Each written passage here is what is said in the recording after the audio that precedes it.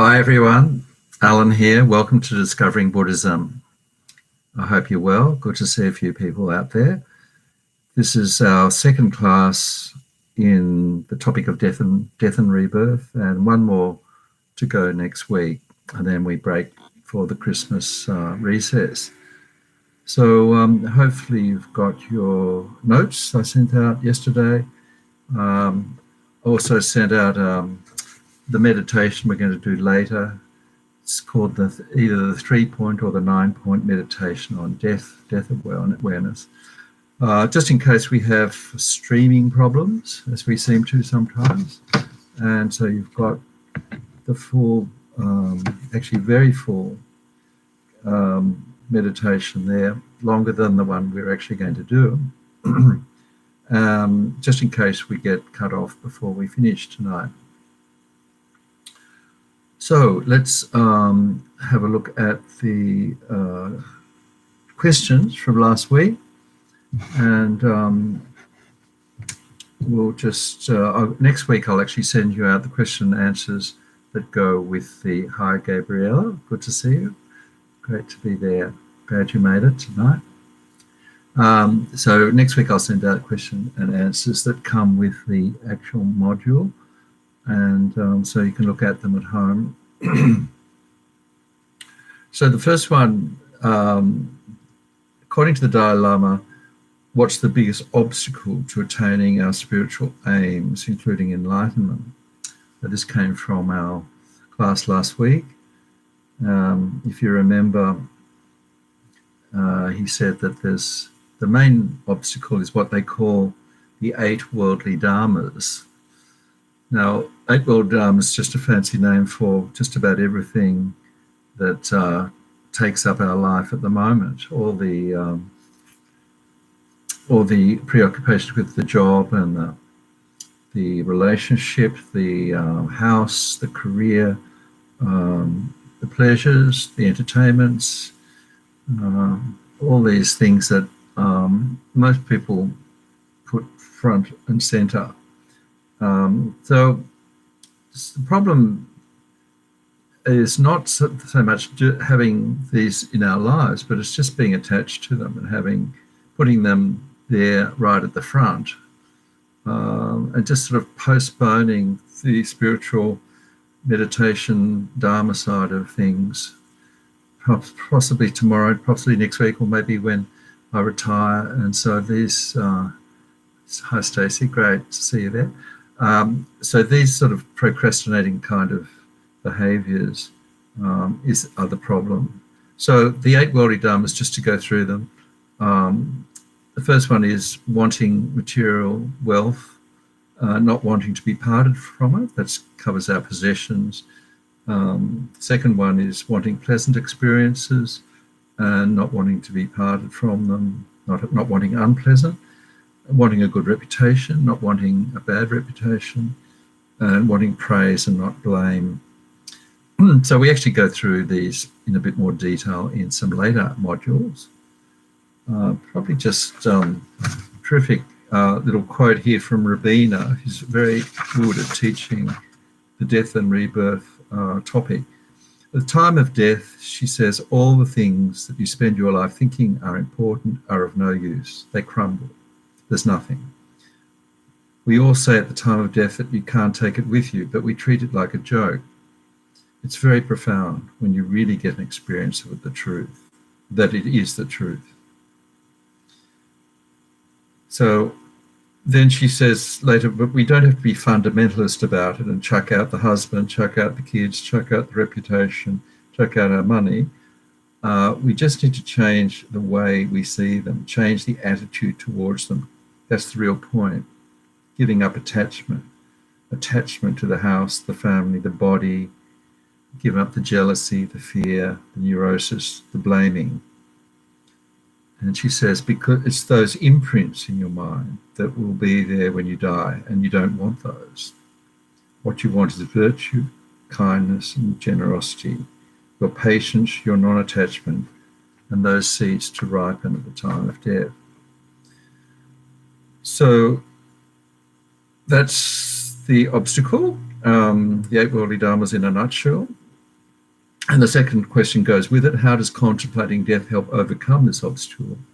Well, just like this, just having a near-death experience, some sort of thing that will actually focus the truth of the certainty of death and uncertainty of time of death, will make it more real, not just a theory, not just an idea. So it helps us to prioritize. And this body that we've got, and part of our meditation we did last week is having a perfect human body, which is very precious, with all this human brain, opportunity to practice Dharma, good health, most of all our faculties, having leisure time, etc. So it's appreciating that opportunity, and by contemplating death and how uncertain the time of death is, and more particularly, at the time after the next life may not be as nearly as luxurious and have such great opportunity as this life. We contemplate all the different realms that we could end up in, the lower realms, the suffering hell realms, hot hells, cold hells. There's the animal realm that we can actually see in this life. And there's even the God realm, which is actually all pleasure, but there's no opportunity because we're so intoxicated with the sensory pleasures in that realm called the Deva realm or the God realm. Then we've got no incentive to do any practice, any Dharma practice, no meditation. So by just contemplating the certainty of death, uncertainty of time of death, and what will help at the time of death, these are the three main points in the death awareness meditation, which we'll do later tonight. That's the way of sharpening up our practice and putting our priorities straight, and realizing that this procrastinating behavior, which is very, very certainly from my point, I know by practice that procrastinating is one of my favorites, but this death awareness practice, death awareness meditation, helps us snap out of our malaise. Rabina also talks about how intellectually, yes, of course, we all know we're going to die. It's so easy to brush it off as something that we already know. But then our best friend, who we saw yesterday, suddenly passed away last night, and we notice how shocked we are. We're shocked that that person, who is a living person, not a dying person, is suddenly gone. We were only talking to that person last night or yesterday, and that's perfectly well. Suddenly they're gone. So this helps us to bring ourselves to bear to be responsible for our behavior. So how does the understanding the continuity of consciousness help explain rebirth? So this is just slightly different, but it's all on the death awareness, death and rebirth topic. So last week we were talking about part of what's inherent in all this talk about death and rebirth is that there is a mind there. What is mind? What is it what's dying and what's being reborn? And so we talked about the concept of the continuity of mind, and we did that meditation, which I think, just by looking at the signals I got at the end of last week's class, I think most of the streaming had dropped out. Perhaps it went to YouTube, I'm not sure. But so remember, we looked at how can we actually help convince ourselves that there are past lives, that rebirth happens, and that the mind continued on before this life, and it brought us to this point, and it will continue on next life, the subtle mind. So we looked at those, how we know certain things. Some people, some things we know by experience, by the senses, by looking, by touching. Some things, and also with rebirth, there are very few people, but some, who can remember their past lives.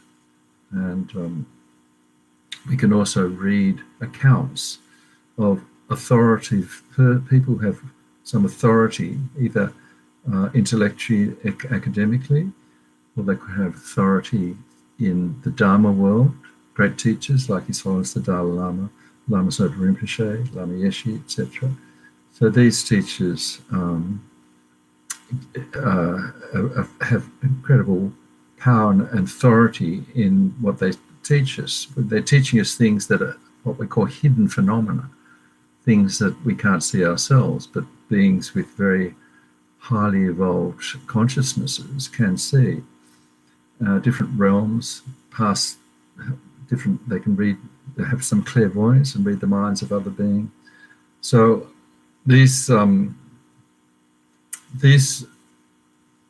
accounts by reputable people can help us, convince us that the mind does or may, we might take us many months or years to be convinced that there are past lives and there are future lives. So this this understanding of continuity of consciousness, continuity of mind, helps us to understand that. We can use logic. That's the third way. Logic, by inferring cause and effect, that material causes have material effects. The body comes about by material causes from the time we're conceived, and the mind is different, it's not material, so it must have some different origin other than material causes. So we can infer that it can't come from nowhere, it must come from previous lives, the previous life before this. Okay, so probably enough on the questions there, and we've got just tonight we're looking at these topics about disadvantages of not remembering impermanence and death, and the advantages of remembering impermanence and death. It's very straightforward. Won't spend a lot of time on those, but these are all very well set out in the reading, in Nick Rebush's transcript, which you've got, and they're fairly straightforward. So if we, this just states why it's important, absolutely essential, to remind ourselves of the impermanence of our lives and the certainty that it will end. So we're more, if we don't bring this to mind and have this in the foremost of our mind, then we're not going to be particularly good students.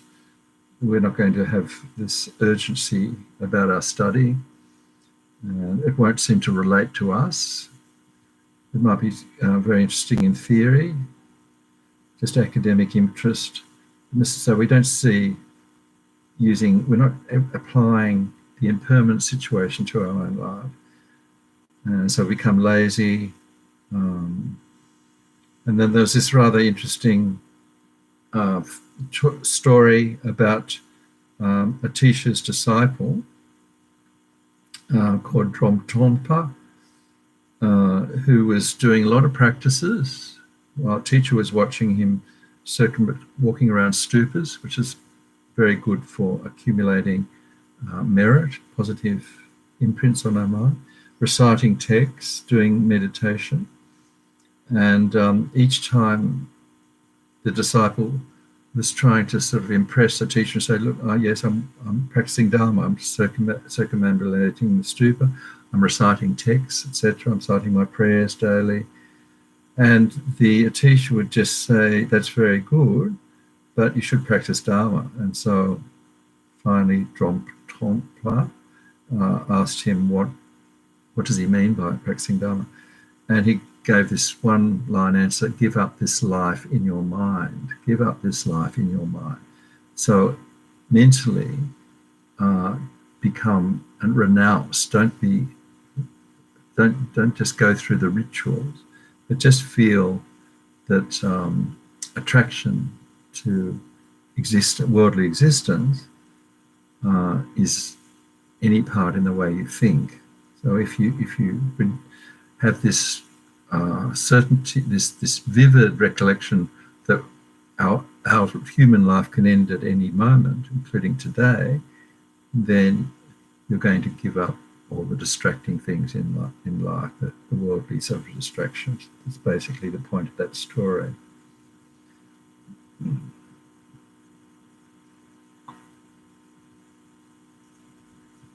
And point 5, we won't watch our actions as much. We're not watching our actions of body, speech, and mind, because we're not bearing in mind the consequences that of negative actions will have negative results, not just in this life, but many of them will come to fruition in future life.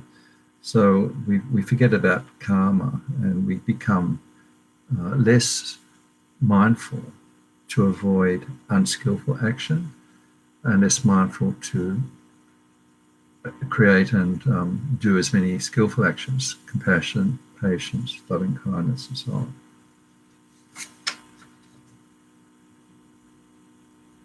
So conversely, one good thing Lama Zopa Rinpoche used to say is good to bring the vividness of certainty of death, is to count the relatives and friends who have died, particularly as you get older.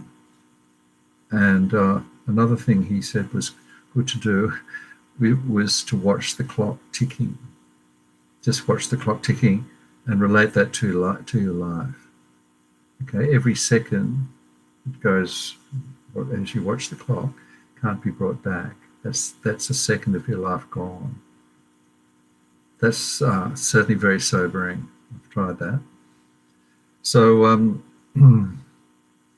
so all these methods help to bring us death awareness to us. So the next bit of the notes is just running through the actual death process. Nick Rebrush has quite a good rundown on it, page 64 in the transcript, and all the books, including His Holiness the Dalai Lama's book, Lama Zopa's book on how to enjoy death. I've got the latest title of Lama Zopa's book is How to Face Death Without Fear, 2020 edition, edited by Ravina Korten. Has a very detailed description of the death process. So it's said to be, I remember His Holiness was asked about death, and he said he practices dying every day. So what he means, I think what he means is that he would be doing this dissolution. It's called the death dissolution meditation, where you visualize, imagine the death process happening. So you use these accounts. Again, we're using, it's not something that any of us can actually intellectually recall, because we can't usually remember our deaths in previous lives. But again, we use texts, authorities, reliable teachers to tell us what their experiences are, and also what the Buddha himself told us in the sutra about the process, the death process. So it's said that there are 25 gross objects that dissolve. Don't worry too much about the numbers. And they include the aggregates. So this is this collection of body and mind that we've got, the physical body, and the structure of our mind. the 5 wisdoms, 5 different types of things, wisdoms and knowledges. The 4 elements is the one that we can relate to: earth, water, fire, air, and space. And there are 6 sources. We won't go into all those in great detail, but this summary on page 2 and 3, I think came from Lama Zopa's book. I should have actually put the exact reference, but it's similar to the one Nick Rebush talks through on page 64 of his transcript. I remember when one of the first retreats I did in where was it? In Dharamsala in northern India, and it was after the Kopan course in Nepal.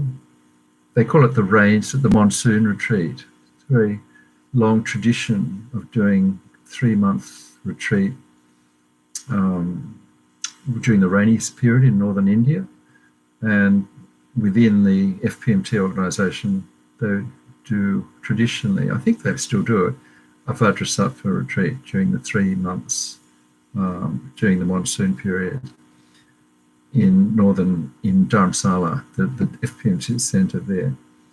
And there's a really good retreat leader, and he led us through this dissolution, where we just listened to the teacher describing, just imagining that we've actually fallen down a cliff somewhere in the Himalayas when we've been bushwalking or trekking, and we've actually hit our head on the rock and we're actually dying. And so the retreat leader just led us through each one of these experiences. Of course, it's not exactly the experience, but it helped to bring to very vivid realization that this is what there will be a death process. It will be like this. So this particular, if you're reading the progression of the elements dissolving, it's assuming that the person has died a peaceful death, not a violent death. If the person has died in a car accident or some other violent form of death, it's said that it's less likely that they will experience each of these dissolutions successively, but it will depend on their level of mind. If they're a great meditator, then even if they're dying in violent circumstances, they'll be able to keep their concentration and be aware of what's happening. Okay, so just briefly, the first one is the dissolution of the earth element, which is the thing that keeps our body together. So there's this feeling of, it's said to be a feeling that we're sinking into the earth, almost like we're being crushed or like being drawn into the earth, when the earth element is diminishing, leaving our body. And as each element dissolves, the next element to dissolve is more obvious. So as the earth element dissolves, the water element becomes more obvious to our consciousness as a dying mind. And there are various different abilities that are also come to an end. We lose our ability to see as the earth element dissolves, and we have a mirage-like vision appearance, like water in the desert, a bluish mirage vision. And following that, with the actual period of timing of this, I think would depend on the individual. Could be slow, it could take hours, it could take minutes. The next one is the water element. So the water element becomes more visible to our consciousness. Remember, we're not seeing, there's nothing physical there. It's just these visions that come to mind, to our mind at the time of death. So from the earth element, the water element just starts to dry up. So the water element starts to disappear. And so we feel that our body is losing its moistness, its liquidity. And we also lose our hearing at this stage. And the vision that appears is one of smoke. So it could be a mass of smoke, could be coming out of a chimney, I'm not sure. So that's the smoke vision. So as the water element dries up, the next element after that is fire. So the water, they say, dissolves into the fire element, which creates the smoke. Water going into fire creates the smoke.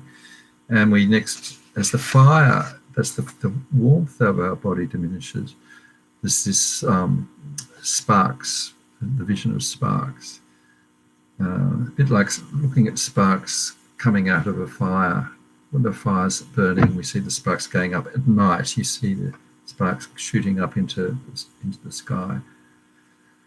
So this is the dissolution of the fire element, and next is the air element or the wind element, and that vision that comes at that point, our breath stops, we stop breathing, and the heart stops. And the Western medical view, they would diagnose as dead because we've stopped breathing, we've died. So that's the Western medical view. In the Buddhist view, that person is not yet dead just because they stop breathing. So the person then is experiencing what's called a flickering candle vision. It's a bit like when a candle is just about to go out, the last bit of wax there, and there's kind of a bit of a burst of light, and then the flame disappears. So that sometimes is said to be like looking at a flame at the end of like a well or a valley, and the flame goes out. So that's the end of the wind element, the breath element, that dissolves into space. So then the actual physical elements of the body have dissolved and the person has stopped breathing, but the person in the Buddhist view has not yet died. So what happens then, the brain, the mind, which is resting in the brain and the mind is about to leave the body, remember? So the various parts of the mind shut down. So person, there's no visible signs that the person is alive. No breathing, no heat. And so the person internal sign is this feeling, this sense of like a white sky, a completely empty white sky. A bit like a full moon. That's the same white color of a full moon.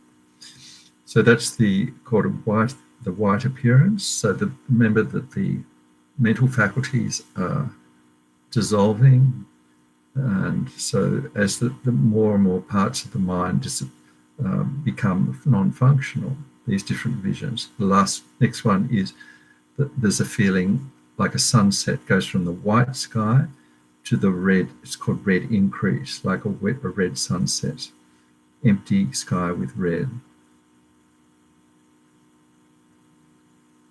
So that's called the mind of red increase. The person's still not dead according to the Buddhist viewpoint, but the mind's becoming more and more subtle.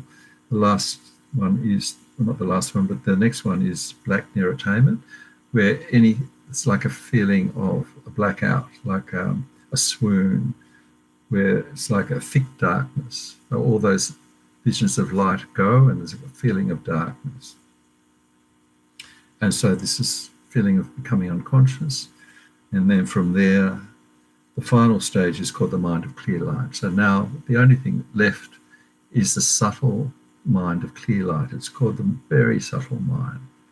The thing that will, if the person is going to be reborn, if we're assuming that they're not the Buddha and not becoming enlightened, then there will be the mind of clear light. So this is still, the person is still not dead according to the Buddhist viewpoint, but the subtle mind is resting at the heart chakra in the body. But this is said to the great yogis are said to be able to just stay in that situation, the mind of clear light, where the body, all the body's functions have stopped, the physical body's function, but the subtle mind is still there in the heart chakra. So His Holiness the Dalai Lama has given story. It says that he has known and seen great yogis, including his senior tutor, His Holiness Ling Rinpoche, when he died in the early 80s, stay in that form where the body is completely fresh. There's no deterioration of the body. There's no breathing, no sign of life, but the person is meditating in the clear light. And I think Ling Rinpoche, the Dalai Lama's senior tutor, stayed in that form for a week or 10 days. I can't remember exactly how long. So there are these not just stories, but they're true accounts of how great meditators do stay or can stay in the mind of clear light. Just my own personal experience, my teacher, Geshe Dawa, who was the resident teacher for many years at Vajrayana Institute, many years, he passed away about 3 years ago, I can't remember exactly, in Sydney, in his own home, and the body was not disturbed. All other monks and students were allowed to attend and be in the room with him. He stayed in the mind of clear light for 3 or 4 days, and fortunately arrangements have been made that he didn't have to be moved because he was at home, and they'd already the Buddhist students had already made arrangements with the funeral, the funeral company, for him to be able to stay in that he got special permission. So it's said, so that's from there, from that stage, if the person doesn't, everybody goes into the mind of clear light for some period, and it might be just a few seconds, could be minutes, but it's said if possible, it's very good to leave the body, even wherever they are, for as long as possible without disturbing them after they're physically declared dead. Of course, this is very difficult if they're in hospital, but it's to give time for the consciousness to leave the body. So the signs, there's various signs that when the consciousness does, the clear light mind leaves the body, there is a kind of change in the look and color of the body when the meditation is finished and the subtle mind has left and gone elsewhere. So the obvious look of the person has then died, a different color, and then the body will start to decompose. So that's the time for when most people who don't go to either become enlightened beings at the time of death, or go to what's called a Pure Land. So good meditators who've had a very auspicious death can not reincarnate into another body, but can go to what's called a Buddhist Pure Land, where the person does only Buddhist practice, and they very quickly become enlightened. It's a place where there's no obstacles to the person practicing, and they must have great merit to be able to go to a Pure Land. But ordinary beings will then go into what's called the Bardo State. So this is like the halfway house from the previous life, human life, to a state where they don't have a physical body. It's called the Bardo body. It's a very subtle body, and that body is looking for another rebirth. So you can just see there on the top of the notes, page 4, the Bardo being has a body, but it's completely non-physical, so it can pass through physical, walls, mountains. It's not limited by any containment, and it can also, by force of its mind, go anywhere. It can actually go to different places instantly, without any obstruction. And it can't be physically harmed. Interesting, it has the ability to see what other people are doing, and Lama Zopa has said the ordinary Bardo being hasn't realised they've died, and they can actually get quite distressed because they can't be seen. It doesn't appear that their relatives, their close ones, don't seem to recognise them, even though they're there. So they could be feeling quite distressed. So this is why it's said to be very helpful to, after the person has died, particularly people we're close to, our close relatives and friends, where we have some karmic connection. It's very powerful to recite auspicious prayers. And we're told, such an example is some powerful mantras that Lama Zopa has given us. And there's the King of Prayers, which is said to be excellent for reciting to people who've recently died, the King of Prayers. So the Bardo beings will stay in the Bardo state they can be reincarnated, take another body quite quickly, but the maximum time a Bardo being can last is 7 days, and if they haven't taken rebirth, then they have another rebirth as a Bardo, like another 7 days, and they can have reborn as a Bardo being up to 49 days. And after 49 days, the Bardo being can't be reborn anymore, and it goes into a reincarnation wherever, upper realm, lower realm, whatever the karma is for that being.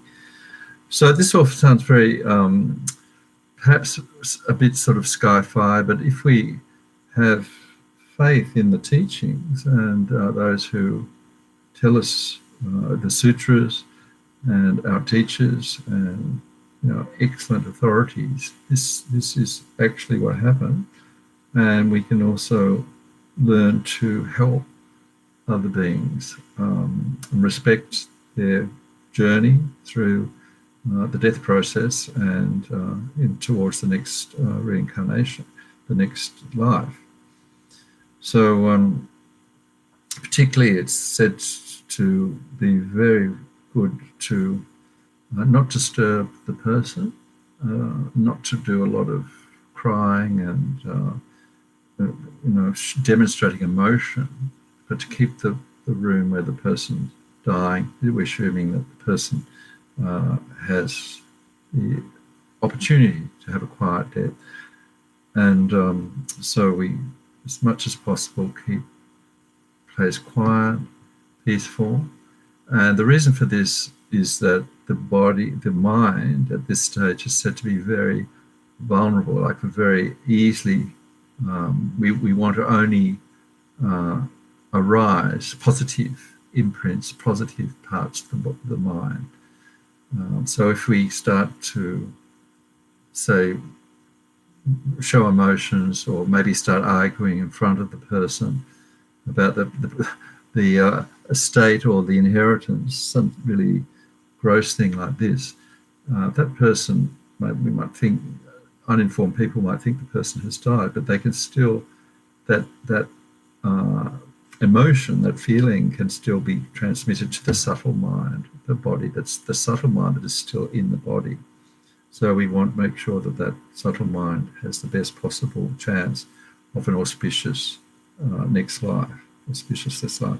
So we want all the positive seeds on that person's mind, karmic imprints, to be awakened. We don't want any negative seeds to be awakened, which would tend to put them in an inauspicious rebirth.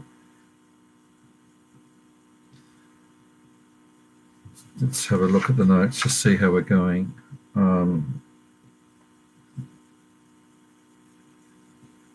So as I'm just quoting some of my notes there, the most prominent thought while we're actively dying stimulates the ripening of a karmic seed that will project us into a specific rebirth. So this could be when the person is still going through the death process. He might still have the ability to hear, to think. So this could be in the early part of the process, where the person can start regretting, start being possessive of their material wealth and trying to hold on to their material wealth and so on. So if there's an element of anger, then destructive karma will ripen. If we die with compassion, trust in our teacher, contemplating the nature of reality, wisdom, and the empty teachings on emptiness, constructive karma will ripen, and the person will be taking a fortunate rebirth.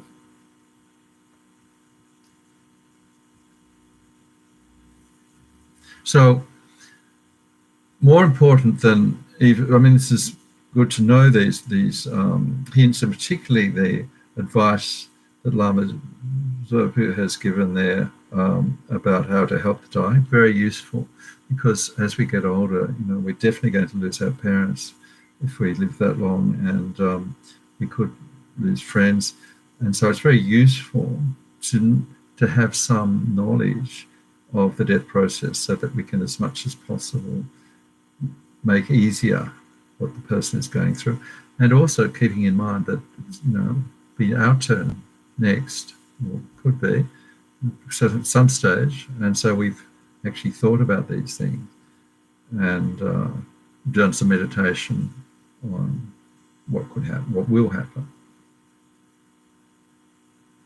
Also, if it's like some of my friends do pastoral work at hospitals where they actually help people who may not be Buddhas, but help people who may want some sort of, they may not have any religion, but they might want somebody there to help or to talk to. And so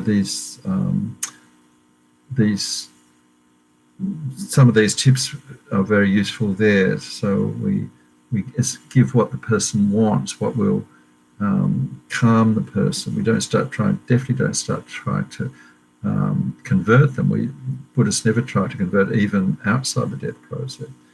So there's also a mention there about the Tibetan Book of the Dead. I think that's mentioned because there was that book, quite a famous book, the Tibetan Book of the Dead. But in the early 80s, there's probably no other.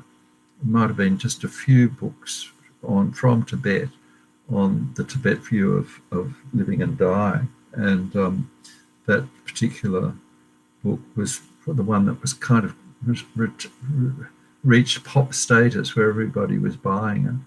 But it's not written for, say, Westerners or lay people. It's actually quite esoteric. There are much better books, much more constructive, helpful books than that, particularly for Westerners.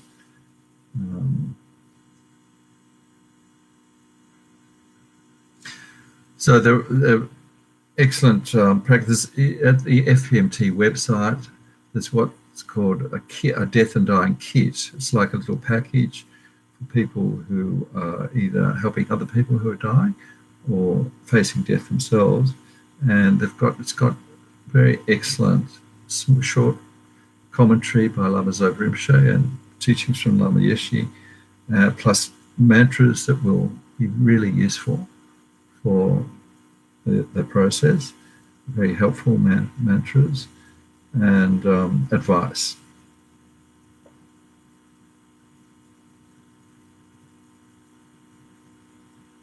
One aim is to take, so Lama Zopa emphasized that there are usually other people, such as funeral directors and nurses, doctors, and so on, who could take care of the physical body. So he says, what's missing in most of the Western society is someone to take care of the mind, transfer the mind, and be able to guide the person to make sure that they die without anger, attachment, and so on. So that can be something that we can help. We can study the advice from our teachers. Usually there's a dedication book in certainly in our centre, when someone dies, a student dies, or someone requests that that person's name goes into the dedication book. Could include people who are in the news, famous people who've died, and they're mentioned whenever they do, at the centre, they do a Guru Puja. That's a fortnightly ritual usually. So when the puja is a certain stage in the practices that are done at the centre, then the names of the people are read out, a special dedication and special prayers. That's very useful service that most centres provide. And if there's a stupa at the centre, which there usually is, we have one at Vajrayana Institute, quite a big, nice stupa that we can walk around. It's said to be very good for the person recently deceased to light candles and say prayers as we walk around the stupa.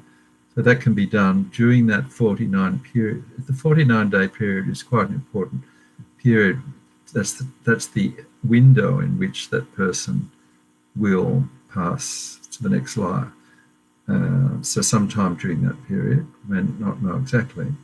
So during that period, we can light candles if it's our close friend, close relative, and say prayers and actually walk around the stupa. And that can be done, once a week, once a day, whenever we've got time. But that's said to be very beneficial for even our pets. When our pets die, that's exactly the same ritual we can do for the benefit of that deceased pet. And we can do the prayers, the same prayers that recommended. Actually, Lama Zopa has actually written a special death and dying, like a package for animals, so that we can help our animals at the time of death, say certain mantras, and very useful if we have a cat or a dog that's dying, and just can actually feel, instead of just feeling helpless, if we're told by our teachers this is going to help reciting of these mantras and words and sounds and so on, will benefit the animal, then feel useful, feel that we can do something. We've done all we can to help that being. And then it's also possible to put the ashes of the person or the animal in a receptacle in a stupa or under a stupa, which can and then have that stupa blessed by a qualified person. So I think let me have just a quick glance through the notes. Next week is the last week, so we're going to talk a little bit about the transference of consciousness, which is a very advanced practice, but it's good to sort of know what it is, and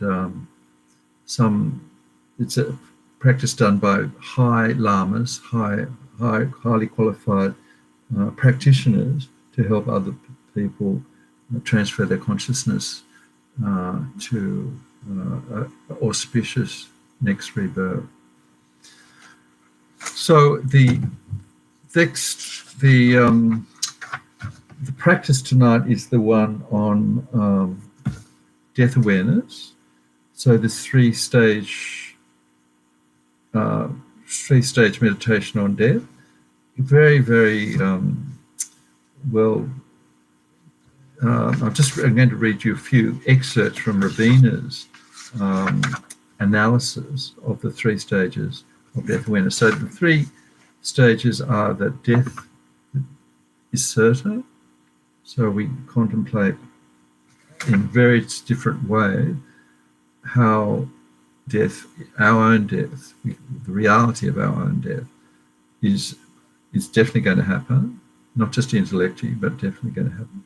And the next point is that certainty is going to happen at an uncertain time. We're not going to be, usually, or most of us, will die without knowing, unless we're the exact time.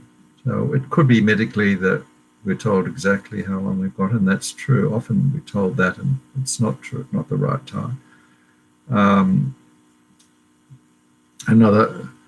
Rabina points out that many of her students are prisoners on death row in America, people who've actually been sentenced to execution. So she started off the Liberation Prison Project and actually worked with these prisoners who are sentenced to death. So she said they're lucky to be able, because they actually know exactly the time of death. I'll just quote you what she said.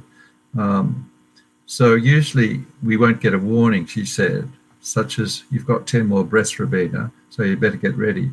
That doesn't usually happen. We'd be lucky, she said, if that did happen. It's actually very fortunate if you get sick before you die, because you've got time to prepare, she said. Actually, that's the Buddhist approach. My Buddhist friends on death row have been forced to confront the reality of death so they can prepare for it. How fortunate, she says. So it's many of those students she had did actually get very, die in a very auspicious way, because they followed her teachings, and they were very good practitioners. So yes, the 3 points I've distracted: death certain, time of death uncertain, and the third point, the only thing that can help at the time of death is our mind, our Dharma practice. There's something, the mind that we can't, we're stuck with at the time of death. It's too late to start trying to change our mind then, and develop more compassion, or less attachment, and so on. So it's that the only thing that can help is our Dharma practice that we've done during our life. So that brings us back to the present. So this meditation of death is to bring us back to the present, do more practice now while we're alive, while we've still got the body.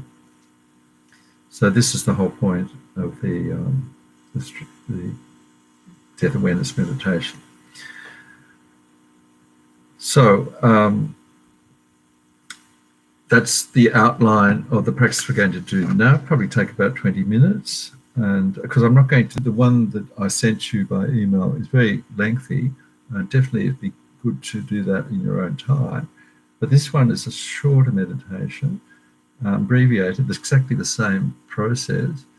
And it also has a slightly different end, where the end of the 3 points, we also do a short meditation on appreciating our human life, the human life that we've got left in the human body, so that we can remind ourselves that definitely time could end at any moment, but we've got this incredible opportunity while we've got the human body, perfect human rebirth, with all the what they call 8 freedoms and 10 richnesses, to actually do some practice in the time that we've still got.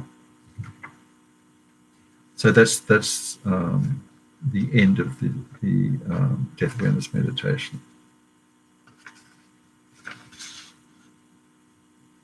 Okay, so let's just get comfortable, and we'll begin our practice on death awareness meditation.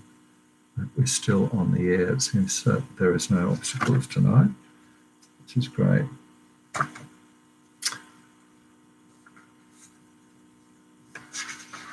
I might just read a few excerpts from Sabina's actually teaching on these 3 points, which is very powerful. So let's get comfortable.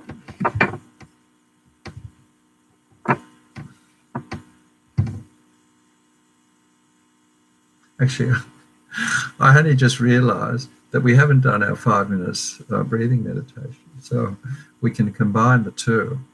I think this is the first night I've actually forgotten to do the 5 minutes relaxation breath awareness meditation. So apologies for that. We'll do a short couple of minutes breath meditation before we start the death awareness meditation. This me not being very mindful at the beginning of the class. I just got sidetracked. Okay, so just get comfortable. Sitting, lying, sitting on a chair, sitting on a cross-legged, whatever's comfortable. The main thing is that the body is comfortable. The spine is straight, it's important. And the breath is natural.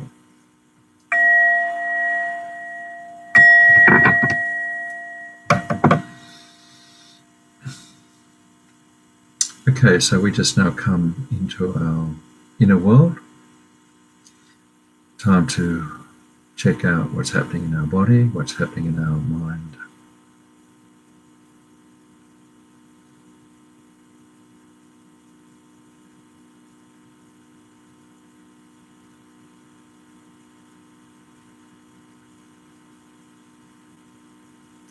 A moment to appreciate opportunity to do this meditation, to study the Dharma together. Our motivation in doing all our study, all our meditation practice is ultimately to benefit all sentient beings, all beings, to progress along the path to enlightenment, become a fully enlightened Buddha, so that we can actually lead other beings to enlightenment. So we need to become enlightened to lead others out of suffering to enlightenment. Mahayana motivation. Now we come into our body. We're just making sure the body's relaxed. Spine is straight, shoulders relaxed.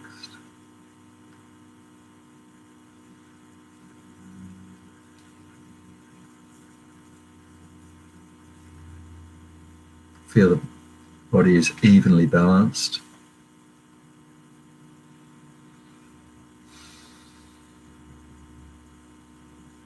Feel the weight of the body on the floor or the chair. There's a gentle pull of gravity into the earth.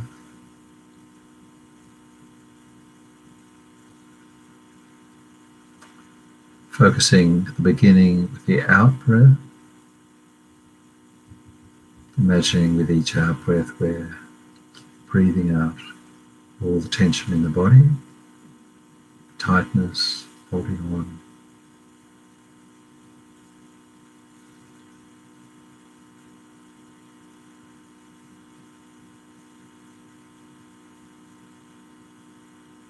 Also breathing out the busy mind, distracted mind.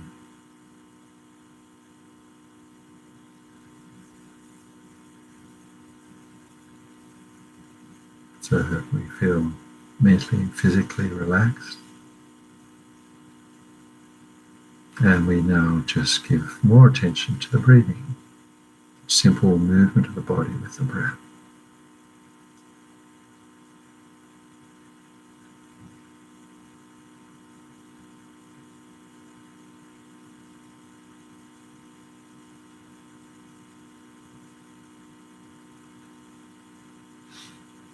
Just watching each breath, nothing to change, nothing to judge.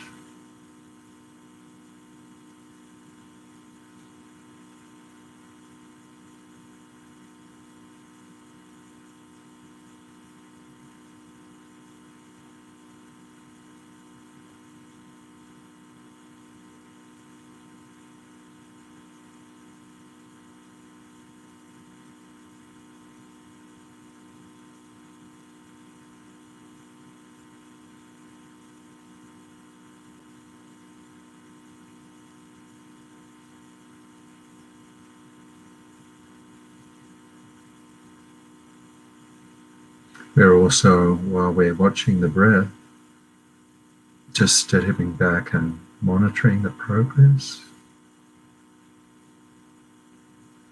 being alert for when we lose the breath, when the mind wanders off, distractions.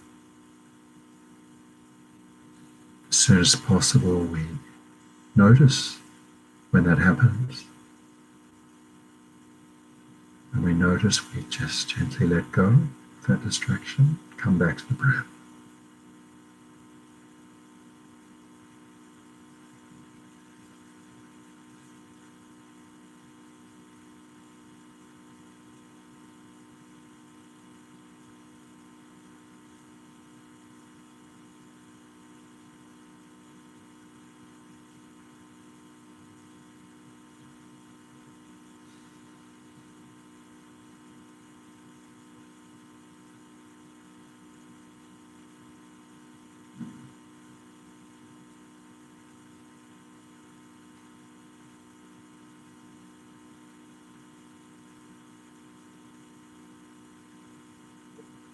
Staying with the breath, one breath at a time.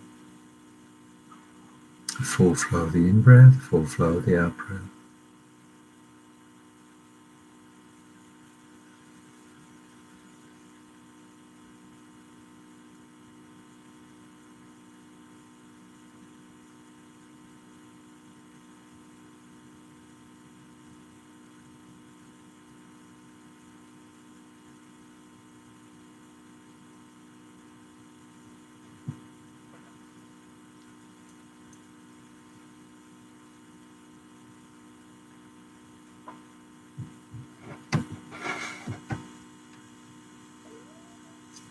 So now we begin our meditation on death awareness.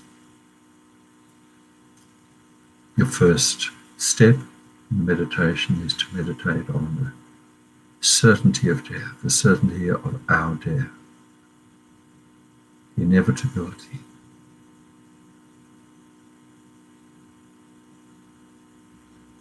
From the moment of birth, the clock has been ticking towards our death.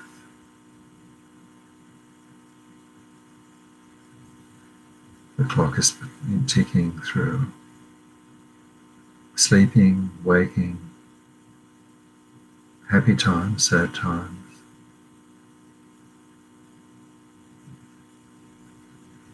Towards the time when we'll have to leave our body.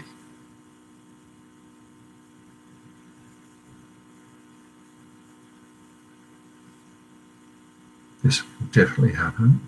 Nobody who has ever lived, including the Buddha himself, the famous, the rich,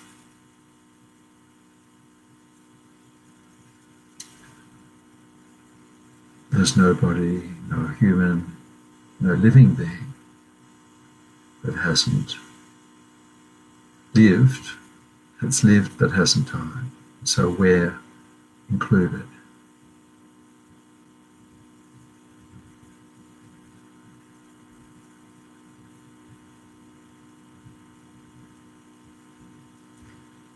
Even if we're young, there's no certainty that we'll live to the average life expectancy. Contemplate how many people were born and died soon after. Infant deaths, teenage deaths, young people deaths. Maybe not in our own lives, maybe have been in our own lives.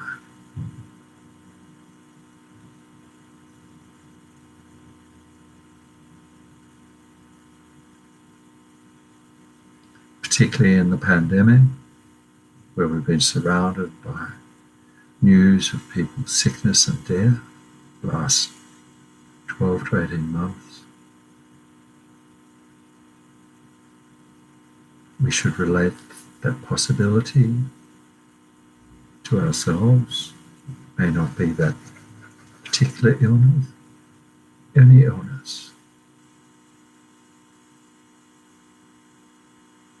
Another statistic to remember is that of all the people alive today, several billion people. In 100 years' time, almost every human being will have died.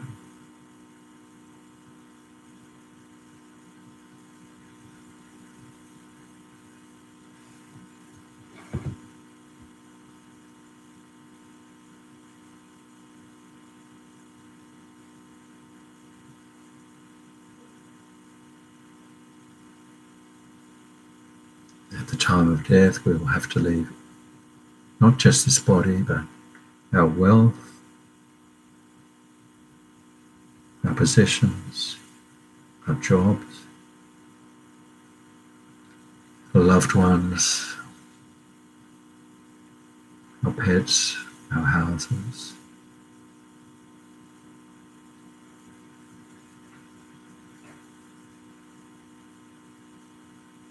Our gross minds, our gross bodies,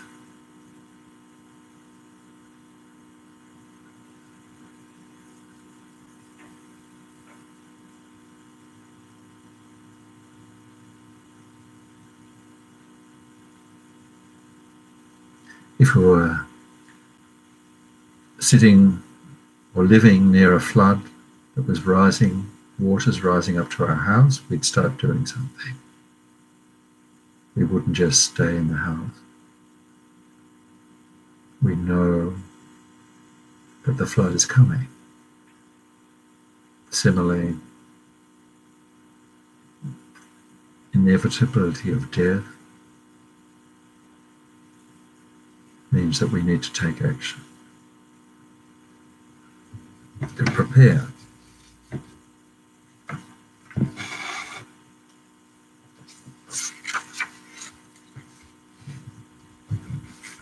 So we just stay with that thought of time running out day and night. Whatever we're doing, sleeping or awake, the clock is ticking. Time is carrying us towards the end of our life. Have that concept of travelling through time now. Unstoppable.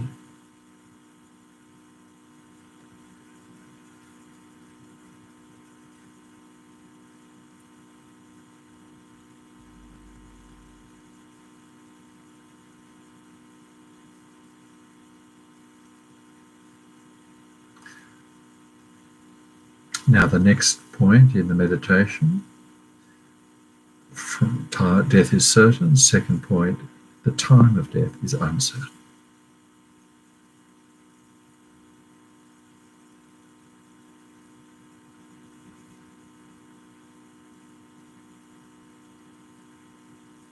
We tend to think time is uncertain, but it won't be tonight. It won't be tomorrow. It's uncertain, but it won't be soon. Notice how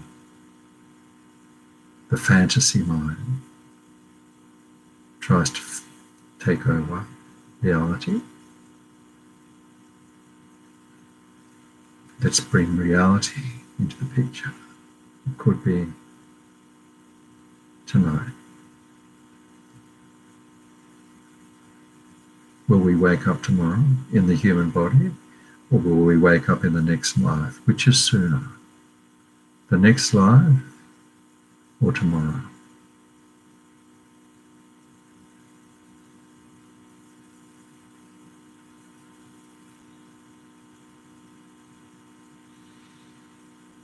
This is not ridiculous. It can happen. Just think of the causes maintaining life, how few there are. And the causes bringing on death are so many. It's amazing we're still alive. All the illnesses, all the accidents we could have had. Driving, travelling, the falls,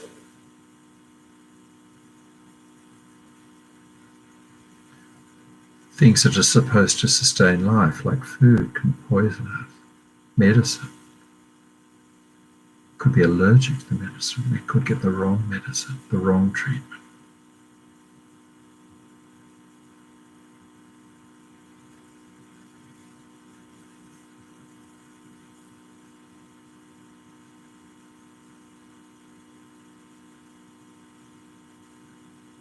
Natural disasters.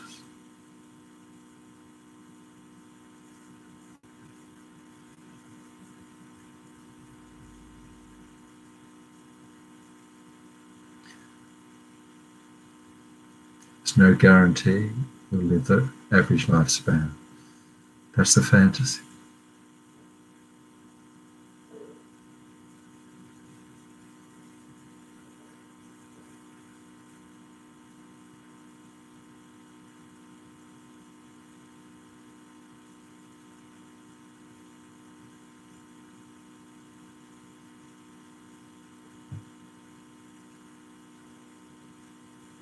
So that we know can be perfectly healthy in the morning, and by evening we've died. Perhaps we can remember people in our life who we work with or friends with,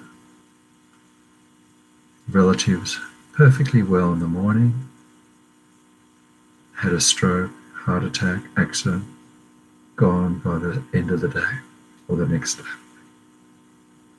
Relate this to our own situation.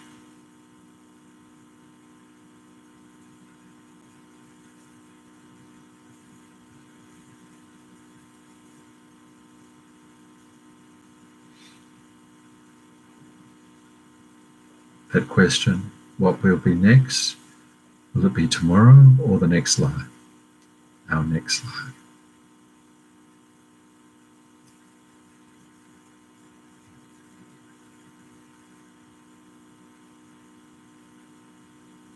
The third point now in the meditation on death awareness, certainty of death, uncertainty of time of death. Only our mind, our spiritual development, our positive states of mind, our love, compassion, non-attachment, can help us at the time of death. What can't help us at the time of death? Definitely our loved ones.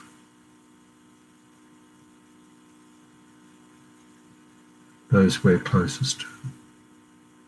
Those we can't imagine ever having to leave.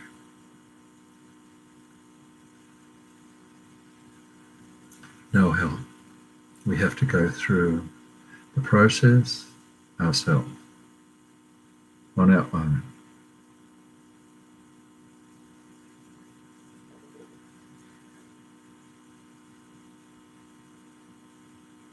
Usually it's said to be better to die alone than with those who we're attached to and who are attached to us, for a more peaceful death.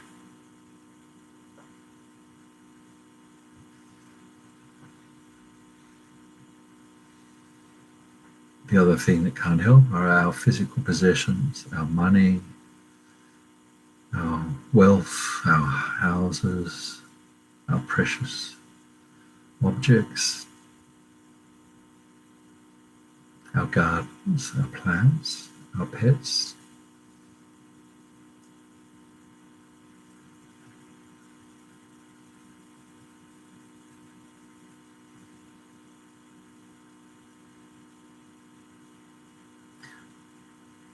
Even our body will have to leave.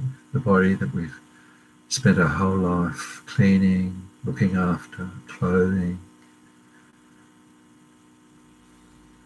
taking care of.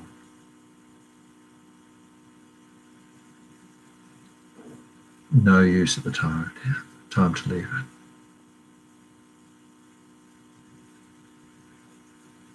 The body that we've so used to living with will be no use at the time of death, no use.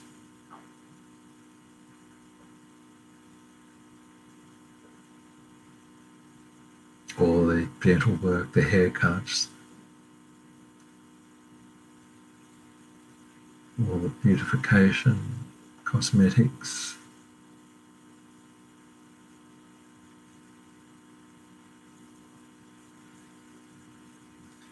The only thing that can help us is our mind.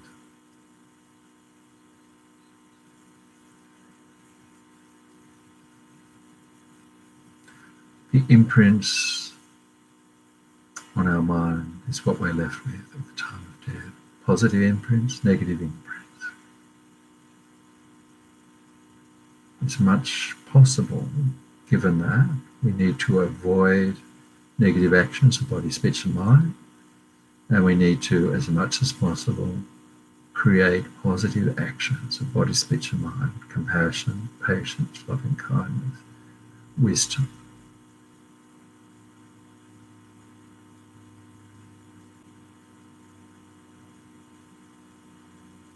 You die with a calm mind, a clear mind, or die well and have an auspicious next life.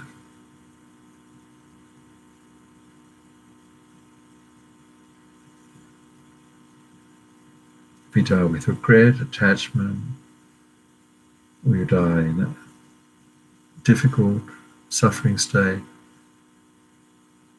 and be unable to practice, and may take rebirth in the suffering realm. So it's the time of death will depend, our state of mind will depend on what we do with our life now, what we do with this precious human body from now on.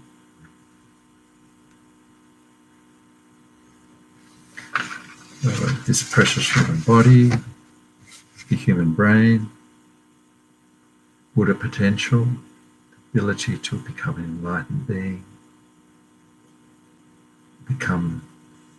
progress along the path to enlightenment, ability to purify our negativities, to sow the seeds of merit, positive potential.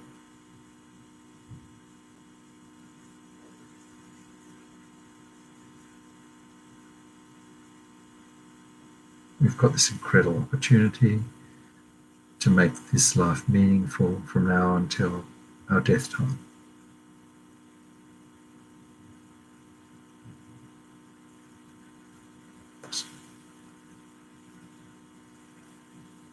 So the conclusion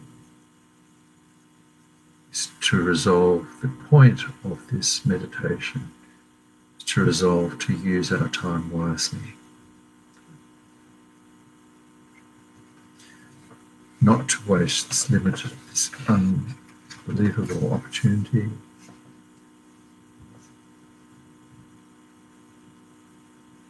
Develop positive mental qualities, compassion, wisdom.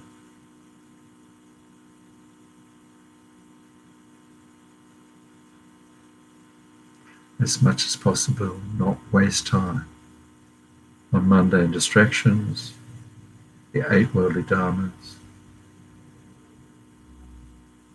attachment.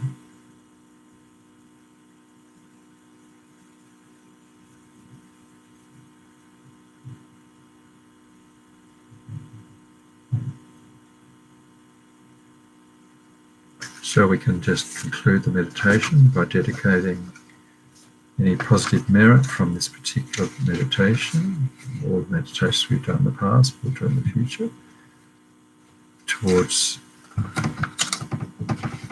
leading a meaningful life based on awareness of death, certainty of death, and certainty of time of death, so that every second, minute, hour, day of this life we have left is not wasted, is fulfilled, spent with the attitude of compassion, wisdom, loving kindness, non-attachment, thinking of others.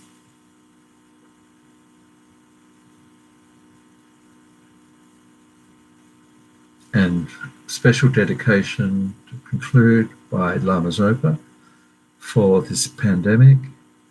However many sick sentient beings there are, may they quickly be freed from all sickness. May all sickness without exception of all transmigrating beings never occur again. May all wars, sickness, famine, torture, poverty, economic problems in the world, dangers of earth, water, fire, and wind be pacified immediately. May perfect peace and happiness prevail in everyone's hearts and lives. May Buddha Dharma last a long time. May sentient beings in this world meet the Buddha Dharma and achieve enlightenment as quickly as possible, dedicating to that.